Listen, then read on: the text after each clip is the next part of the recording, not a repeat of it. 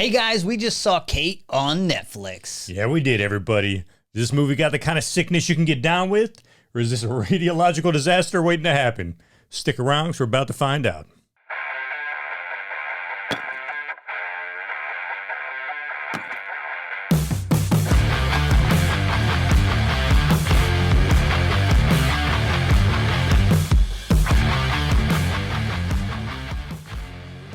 All right, Billy, Kate on Netflix. Who's in this? Yeah, man, we got Mary-Kate Olsen. We got Mary Elizabeth Winstead. And we got our boy...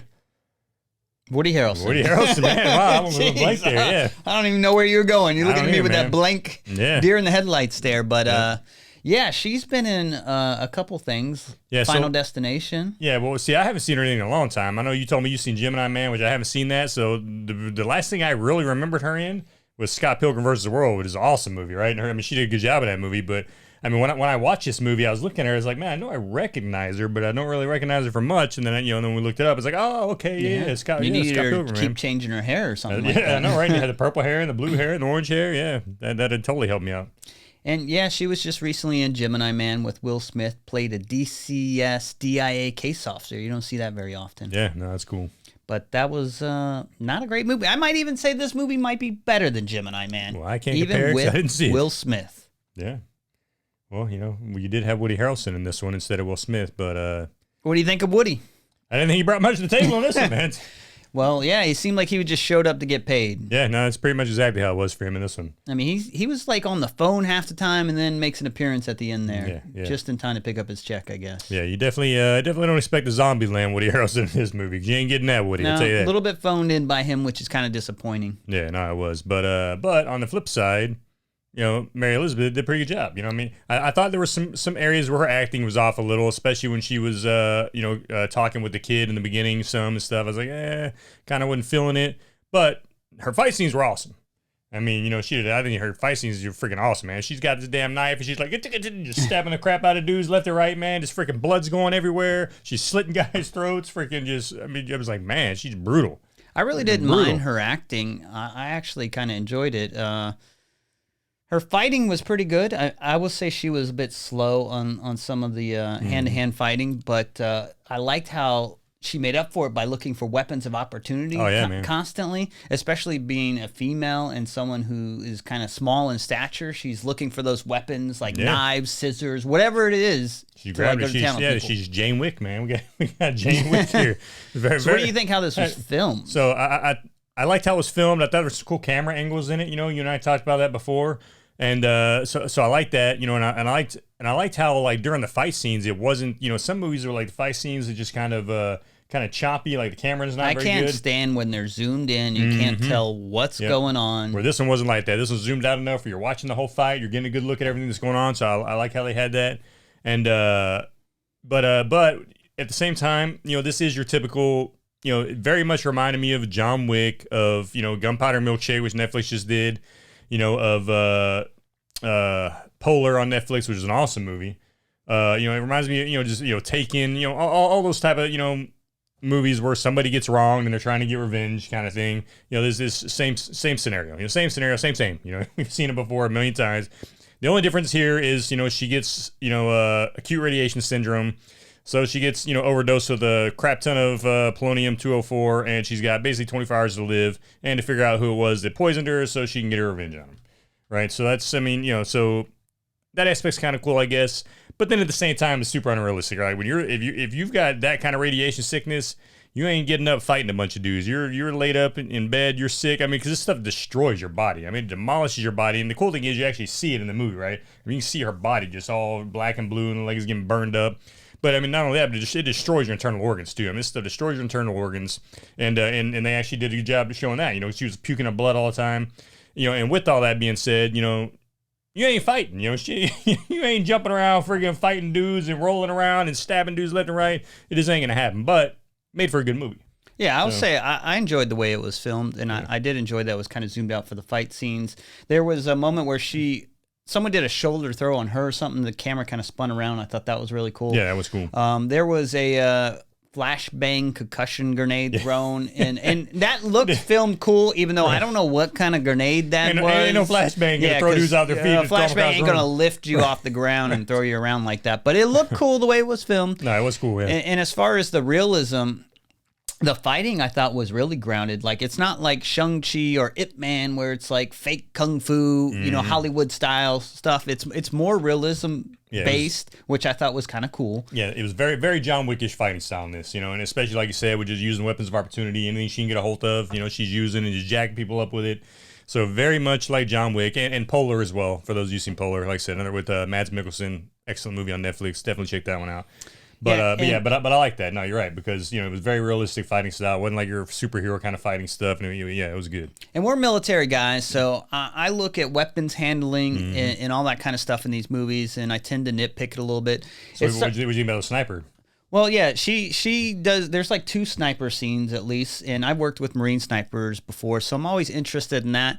And the thing a lot of people don't know about sniping is, like, you see it in these movies. Some guy comes around, they make a one shot, one kill kind of thing. But the difficulty with that is, like, they're firing on a cold bore. Normally, after you shoot one shot, that barrel warms up, and if it's clean, it gets residue in the barrel, and that can change the shot trajectory pretty good, especially if you're shooting from long range. She didn't shoot too long range in this, so it's kind of forgivable in this. Yeah. She had a bipod on the second sniping scene, but she's too good. She doesn't need it. Right. So, she lifts it up.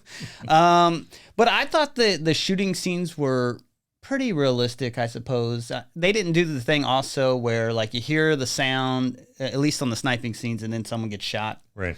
That's fine if it's from her perspective, but they normally show the person and then it's kind of reversed in movies. Yeah, exactly. But she also dual pistols in a scene, and I'm just kind of like, I hate that kind of trope where someone picks up 2 pistols, because you're probably way more effective just picking up one, because it's really hard to aim, and then your body's probably moving around quite a bit to shoot people with their pistols. Well, especially when she's freaking, you got submachine guns laying all over the ground and stuff, and she's grabbing a pistol instead of that. There's like, a scene she totally ignores, like, a way better weapon for pistols, and I'm just kind of like, what are you doing? Right, yeah, like, how about you just pick up that SMG right there and use that and mow these dudes down, Yeah. The other inconsistency kind of is she's a badass fighter. She's an elite assassin sniper, but there are scenes where her weapon runs dry, and then she kind of like looks at it like she's doing remedial action or something like that. When it's just she needs a new magazine, and it takes her way too long to kind of realize that. Right, and there seemed like there's like a couple scenes like that in this movie too, right? Like if you've been raised, like she was raised by Woody Harrelson as an assassin, she should. I mean, weapons handling should be second nature to her, right? She should. And when that weapon's empty, she should just know it, right? I mean, it was completely unrealistic how they're making her this badass freaking weapons expert / fighter and all this because she was raised being an assassin, yet she didn't realize when she's freaking on empty. I mean, she's shooting a pistol and the slide is locked to the rear because she's out of rounds. She clicks, she doesn't realize it, and then it's like a race to reload, which is kind of interesting because she has an SMG like laying near her feet, not too far away from her. Like, I would have probably gone for that. Instead, they're racing to kind of reload, and of course she wins that. Yeah, well, and the funny thing is, I mean, I remember that happened in one of the John Wick movies too. The exact same scene, very similar. So obviously they just stole that from that. But yeah, man. So I mean, stuff like that was kind of realistic. Now, but on the flip side, the action was good. I mean, the actual fight scenes were good. They were realistic. They were, well choreographed for the most part. I thought, yeah, some of them were a little slow, but I liked it. And I liked the gore in it. I mean, she just stabbing dudes so fast in the neck and and in the chest and stuff, and blood's just splurting everywhere. She's slitting dudes' throats, and blood's going everywhere. A guy gets his head cut off.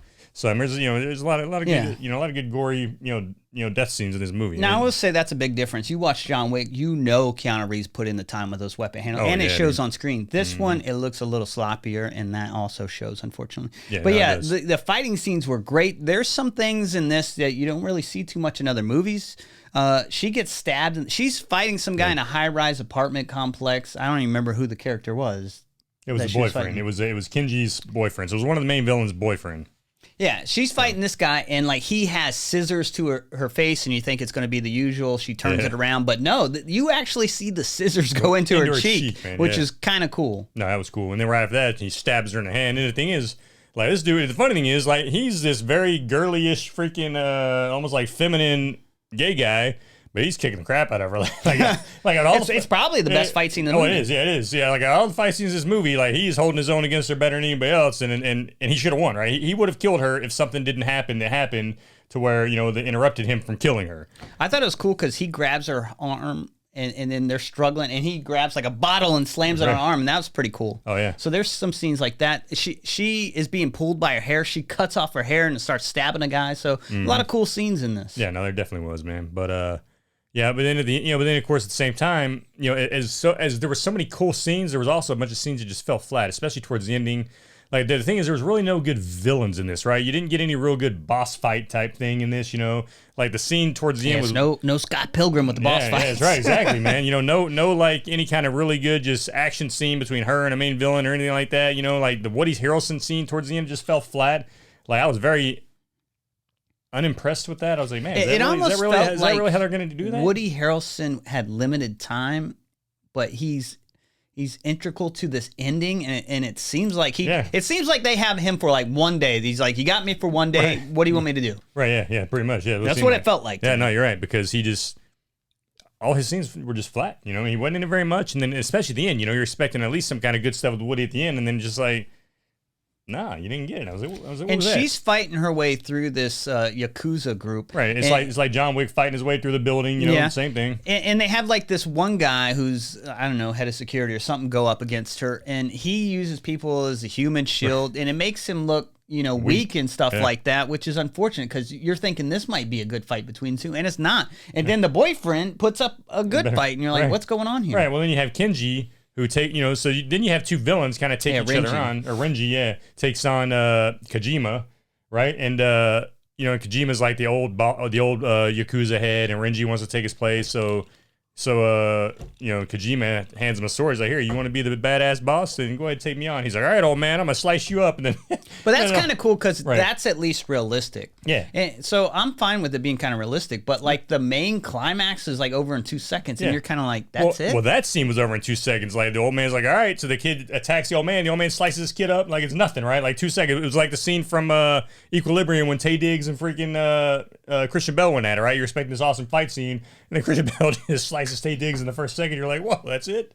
Now, I would say that is one cool thing about this is she takes a lot of damage for this type of movie. A beating that keeps on she taking, isn't like taken where she hardly gets touched. Like she gets she's like John Wick. Shot, she gets the crap beat stabbed, all kinds of stuff. Like literally, this is the female John Wick. It really is. I mean, it's completely how they made her. There's well, John Wick's at least wearing a bulletproof vest. She isn't. Right. Yeah.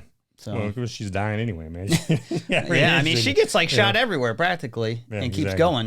They don't really explain. Like I thought she was taking adrenaline or something earlier, but I'm not even sure. Yeah, well, I think that was adrenaline. She just wants her boom boom pop or boom boom lemon or whatever. Boom boom lemon drink. Yeah. Oh man, but yeah, man. But I mean, for what it was a good movie. I'm glad I watched it. It kept me entertained. I went into it wanting to be entertained, and I was entertained. The other downside, there's a girl in this, Ani, and she is really annoying. Oh, she's super annoying. Yeah. When she comes on scene, I'm just like, get this girl to be quiet. Out of here. What? But again, and that's kind of like, like I was saying a minute ago, the gunpowder milkshake stuff. That kind of reminded me of that movie on Netflix, right? Where you got this young teenage girl in it that's kind of coming into the scene. And so it was almost like they took a bunch of different movies and kind of threw it together in this one, changed it up a little bit, and said, all right, here we go. And it worked. It worked for what it was. It worked. I thought. I'm glad I watched it. It wasn't a waste of an hour and 45 minutes. I thought. I was. It was like, okay, I was satisfied. So what would you score this then? I'm gonna give this one a 7, man. I thought, like I said, I thought it was good. Definitely not, worthy of an 8 or a 9 or anything like that. I mean, had a better ending and some, I think better like boss battle type scenes and stuff. Maybe it could have been, but it wasn't a horrible movie either, and it kept me entertained. So I'm gonna give it a 7. Yeah, I'm probably gonna give this the Netflix curve, because I'm comparing it to movies like The Old Guard and things like that, right. And I don't think it's fair to compare it to a big blockbuster movie, even though I think it's better than Gemini Man. So I'll probably give this a 7 as well. You're right, that ending does fall flat, and if it weren't for that, it probably lost a whole point just in the ending, man. Just because in the actual ending, it just kind of ends like unexpectedly, right. Kind of like it's like, okay, she did what she's supposed to do. Here we go, and it's done. And it took me a minute. I was like, hold on, because they like panned down. I'm like, is this it? And it was like, Yep, that's it. Like, all right. So yeah, it felt kind of rushed with that, but the ending definitely could have been better. Yeah, but hey, man, I think this is the first time you and I have agreed on a movie in a while. I know the past several we've done, like either I rated it high and you rated it low, or Well, we've vice been versa. close, So, but yeah. yeah. Well, hey guys, hope you enjoyed our review. If you did, hit like and subscribe, and let us know what you thought about this movie. And we'll check the next review. See you guys. Got some Jane Wick, baby. Tearing it up. Yeah! Okay. So you say you drink that Kool-Aid, man? That's how I do it. Because he wasn't Woody, man. He's just... They're like, can you do like some? He's like, no. No. No. That ain't me. That ain't me. But it didn't ruin the movie. So, whatever. It kind of ruined the movie a little bit. Could have got some Jack Black. Yeah, well. I would take some Nacho Libre That's action right. or something. That's right. They screwed up by getting Woody Harrelson, I'm telling you. You.